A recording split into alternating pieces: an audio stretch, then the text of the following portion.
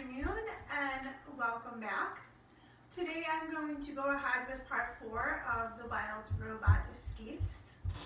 We're going to start with chapter 20, the wild animals. Wildlife can be very good for farmland. Insects pollinate the plants, snakes eat the pests. The droppings of rodents and birds and every other animal act as a natural fertilizer. Roz wanted more of these helpful creatures on the farm, so she let the unused sections of land go wild. Up from the ground emerged native weeds, flowers, woody brambles, and with the wild plants came wild animals. But then some creatures came skulking around who were not helpful at all. It started when Roz noticed a heavy scent floating on the breeze. She followed the scent out to a narrow strip of forest on the edge of the property. There were clumps of fur in the undergrowth and claw marks in the dirt. There was blood too, lots of it. And then she found the carcass. A deer had recently been killed and eaten. The robot's head slowly spun around as she scanned the area. Not far from the carcass was a pile of droppings. It looked like it might have come from a dog. But Oscar wasn't large enough or ferocious enough to kill a deer. What kind of animal could have done this? Roz had been standing there at the edge of the property for a while. She imagined Mr. Sharif in his office, sitting at his computer, eyeing her location on the map. Any minute now, he would hobble out to his truck and come racing down the driveway to check on her. Roz didn't want to upset him, so she left the carcass where it was and returned to work. From then on, she kept careful watch for any signs of trouble. Chapter 21, The Howl. It wasn't long before Roz found more signs of trouble. Furry faces poking out from the bushes, musky smells lingering in the fields, silhouettes trotting through the moonlight. And then one night she heard it. The long, menacing howl of a wolf. Chapter 21, The Wolves. 22. The attack happened at dusk. 7 beastly shapes bounded over the fence and into the pasture. Old Annabelle had wandered off from the herd, and now she made an easy target. The herding machine saw the wolves coming and rolled in their direction, but the hunters were clever. They split up, darted past the clunky machine, and surrounded their target. The wolf pack was led by a large male. His name was Shadow, and it was easy to see why. He was quick and quiet and covered in dark fur, except for a long, pale scar that streaked across his body like a comet. Shadow locked eyes with the cow, distracting her with his fierce gaze. And when his pack was in position, he said, "Attack!" The wolves lunged, snapping their jaws at the cow's skinny legs. Annabelle kicked and hollered, "Stay away from me, you brutes!" She was a big animal, but the wolves knew what to do. They kept biting her, kept taunting her, kept wearing her down. The herd watched from afar. They cried out to their friend. They wanted to help, but they were too frightened to move. Well, reader, you can guess who came to the rescue. Footsteps thundered across the pasture as Roz leaped into the fight. Had she swung her fists or kicked her feet, the wolf pack might have fled. But the robot wasn't programmed to be violent. All she could do was awkwardly defend the cow. Roz felt teeth chomping her arm. She felt claws slashing her chest. Her pain sensors flared as she howled, "Leave us alone!" The robot's booming voice startled the wolves, and in that instant she pried one of them away. Then Annabelle landed a hard kick, and another wolf tumbled backward into the grass. More help was coming. The other cows had finally found their courage. The angry herd was on the march. The wolves had missed their chance. Shadow gave a frustrated grunt, and the pack retreated. They dashed through the pasture, leaping over fences, and disappeared into the trees. The robot activated her headlights, and shafts of light beamed out from her eyes. While the herd crowded around, Roz carefully examined Annabelle's injuries. "I need to clean and dress those bite wounds," said the robot, "but you will be okay." "Of course I'll be okay," the cow panted. "I'm old, but I'm feisty. Those wolves don't scare me." cow talks tough, but there was no mistaking the fear in her eyes. All the cows were afraid. They knew that when the wolves attacked again, their next victim might not be so fortunate. Chapter 23, The Rifle. The wolves returned the very next morning. Shortly after dawn, they leaped from the trees and started chasing a poor calf through the pasture. Roz managed to drive them off, but that night they returned again. The herd came stamping into the barn as the wolves laughed and trotted back to the fields. The cows were in shock. They refused to leave the barn. If this continued, the herd would produce less milk. The farm would lose money, and Mr. Sharif would send Roz back to the factory. Something had to be done. Knock, knock, knock. The dog barked and the children opened the door. "How did you get all those scrapes?" said Jaya. "Is everything okay?" said Jad. "I must speak with your father," said Roz. Mr. Sharif came to the door and Roz explained the problem. At the first mention of wolves, he sent the children to their rooms, but the dog stayed. Oscar had no idea what the man and the robot were discussing, and his tail happily wagged as he stood beside them. However, his tail stopped wagging when Mr. Sharif handed Roz a rifle. The dog had seen the rifle in action, and it frightened him to the core. He scurried into the bushes and hid there whimpering, while the conversation went on. "What do you mean you can't fire a rifle?" the man yelled. "Roz, you're a farmer now, and sometimes farmers have to kill animals." It was the first time Mr. Sharif had ever yelled at Roz. She waited patiently as words and spittle flew from his mouth. "My farm and my family are in danger. Roz, I order you to kill those wolves." "I cannot follow that order because I am not programmed to be violent." Mr. Sharif let out a heavy sigh. He knew Roz was right, but when he reached for the weapon, she wouldn't let go. The man stared at the robot. The robot stared at the dog. The dog stared at the rifle. Oscar was still whimpering and hiding in the bushes. Just the sight of the rifle had sent him into a panic. It was hard to believe that such a fearful animal was related to wolves. But dogs are related to wolves, thought the robot, and her computer brain began buzzing with activity. She thought of dogs and wolves and rifles. She thought of Shadow, the wolf leader, and the long, straight scar on his side. And then she had an idea. "Although I cannot fire the rifle," said Roz, "I believe it can help me solve the wolf problem." Mr. Sharif frowned. He didn't know what the robot was getting at, but he was happy to let her handle the wolves by herself. "Fine, try it your way," he said. "Just don't lose any cows, or else we might have to lose a robot too." Chapter 24, The Bluff. The cows peered out from the barn at Roz. The robot was holding the rifle. She carried it far to the side of the pasture and placed it at her feet. Then she began coating herself with mud and grass, and probably a little cow dung. When every inch of her body was concealed, she nestled down into the ground and became part of the landscape, an ordinary clump of grass. The cows were amused. "What is Roz doing? Is she all right? Where did she go?" Roz had learned to camouflage herself back on the island, and now she was using that trick once again. She sat motionless for hours, waiting for the wolves to appear. Daylight faded, the stars came out, the moon climbed into the sky, but the wolves didn't show. So Roz tried something new.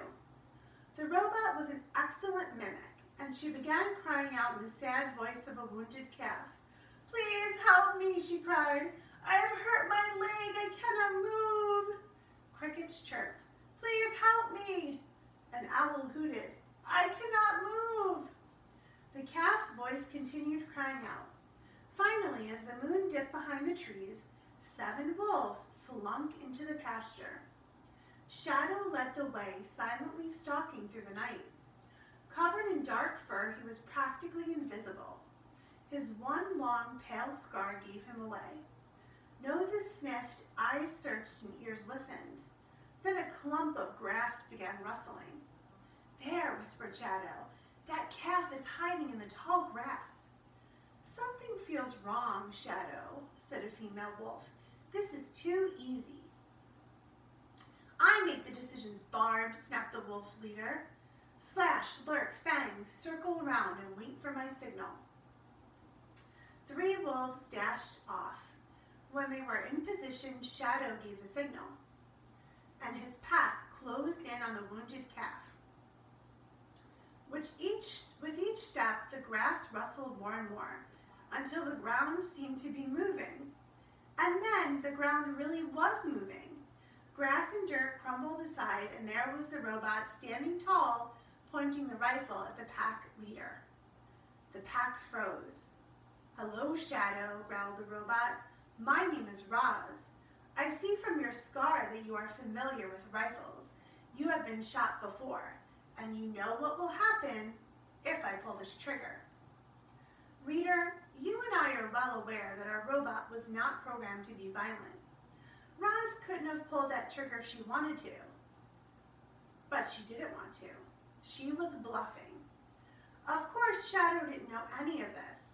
As far as the wolf knew, he was defeated, and so he did what wolves do when they're defeated. He lay down and he cowered before the robot.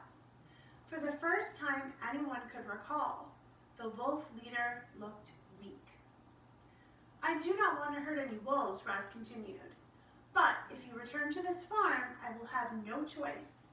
Now please leave and never come back. Shadow scrambled away with his tail between his legs. Barb was close behind him, followed by the other wolves, and soon the entire pack disappeared into the night. Chapter 25, The Summer. Spring melted into summer, and the wolves were nowhere to be seen. Perhaps Roz had scared off the pack for good, or perhaps the heat was keeping them away. You see, it was the hottest time of year on the farm. The sun was scorching, the fields were baking, the pond was drying up, and foul odors were floating throughout the dairy.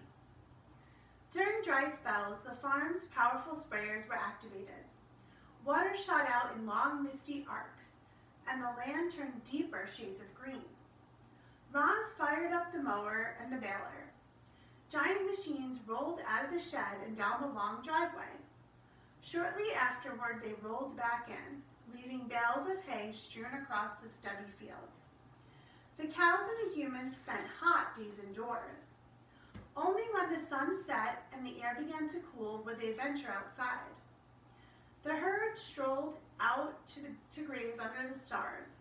The children ran out to chase fireflies, and sometimes even Mr. Sharif stepped out to stretch his stiff legs. Trees swished in the evening breeze. Heat lightning flickered on the horizon. Cicadas sang their summer songs. When Roz wasn't farming, she was searching for a way to escape. Everything hinged on the children. The robot needed their help, but she just couldn't bring herself to tell them the truth. It was still too risky. Mr. Sharif asked the children not to distract Roz from her work, but they did it anyway. They'd sneak out of the house and order the robot to play with them. Together, they told stories, rode bicycles, and lay in the grass watching the fluffy clouds drift by. Summer was tornado season. On occasion, thick clouds would start funneling downward, reaching for the ground. So far, the funnel clouds had all receded back into the sky before doing any damage. But it was only a matter of time before a tornado touched down. Chapter 26, The Tornado. The weather forecast warned of possible tornadoes that day, but despite their scientific equipment, experts still couldn't predict exactly when or where a tornado would strike. So most farmers carried on with their usual tasks while keeping a watchful eye on the skies. Roz was out in the fields loading hay bales onto the flatbed truck as towering fluffy clouds rose up from the south. Raindrops lightly tapped against her body, and she thought nothing of it. The wind began to blow, and still the robot continued her work. It wasn't until the first flash of lightning that Roz finally called it quits. She climbed into the back of the truck and it automatically rolled across the hayfield toward the driveway. The storm developed quickly. Dark clouds started swirling and bulging downward, lower and lower, like a giant twisting finger pointing at the countryside. A tornado was beginning to form. When the truck reached the driveway, Roz hollered, "Drive faster!" The engine revved, the tires kicked up gravel, and the robot held on tight. The funnel cloud continued stretching downward. It brushed the tree line, and the leaves exploded into the air. Dust whirled around and around, rising higher with each spin. The tornado touched the ground. A siren sounded in the distance, but the tornado was growing noisier and angrier as it blew in from the fields. And the siren was quickly lost to the howling winds.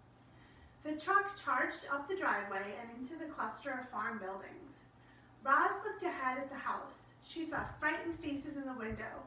"Go to the storm shelter," she hollered in her loudest voice. Then she leaped off the truck and ran to help the Sharifs. Leaves and sticks flew sideways, whipping against the robot's body, knocking her off balance. Behind her, the farm buildings rattled and groaned. The milking parlor was shaking violently. With a long, terrible screech, the entire roof peeled off and sailed off into the wind. 4 blurry shapes appeared in the backyard. Mr. Sharif shielded his face and hobbled alongside the house toward the storm shelter. He threw open the door and waved everyone down the stairs. Oscar went first, then Jaya, but Jad wasn't moving. "Come on, Jad," yelled his father. The boy stood still, shaggy hair flying everywhere, and stared up at the towering, twisting tornado. He used to have nightmares about tornadoes, but this was no nightmare. It was real, and it was getting closer. The clouds swirled faster. The wind roared louder. The trees bent down to the ground. Jad suddenly felt strong arms around him, and Roz whisked him to safety. Mr. Sharif reached up from inside the shelter, desperately grasping for his son. And just when Roz thrust the boy into his father's arms, a blast of wind slammed the shelter door closed and swept our robot away. At first, Roz didn't realize that she was in the tornado. She kept expecting to fall back to the ground, but the wind only lifted her higher and higher. She saw treetops and rooftops and faraway fields.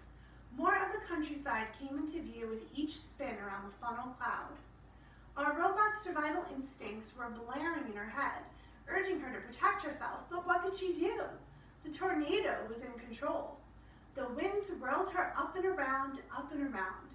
Roz could almost imagine what it was like to fly, and she thought of Brightbill. It seemed her final moments would be spent in her son's airborne world. Roz wasn't the only thing swept away from the storm. Dust, gravel, leaves, branches, fence posts, and farm equipment were swirling around with her. The robot was pelted by flying objects big and small. She never even saw the shovel coming. The heavy tool wheeled around the tornado and clang! It hit her in the back of her head. Everything suddenly went dark, while Roz was still up in the sky.